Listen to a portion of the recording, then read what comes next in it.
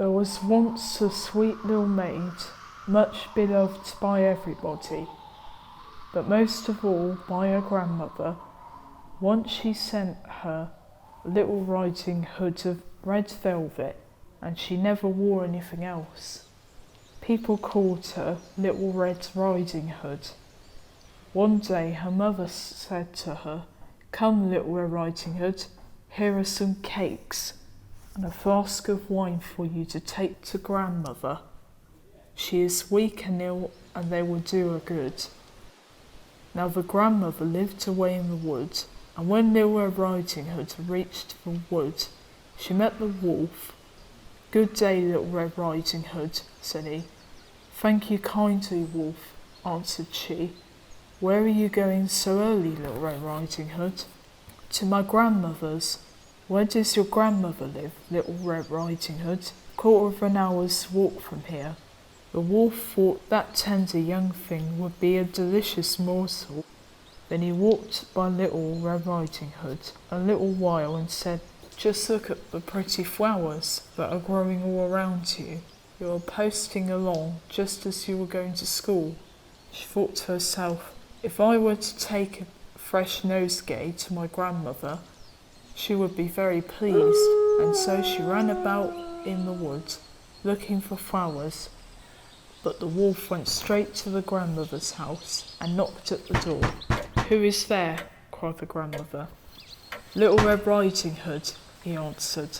"Please open the door." "Lift the latch," cried the grandmother. So the wolf lifted the latch, and the door flew open, and he fell on the grandmother and ate her up without saying one word. Then he drew on her clothes and drew the curtains. Little Red Riding Hood was all this time running about among the flowers.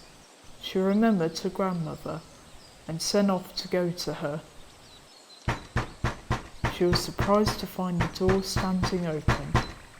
When she said good morning, there was no answer.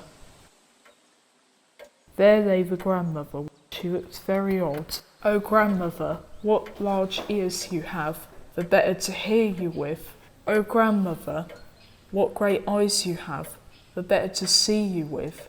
What large hands you have, the better to take hold of you with.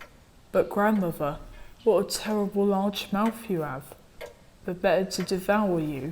He made one bound from the bed and swallowed up poor Little Red Riding Hood.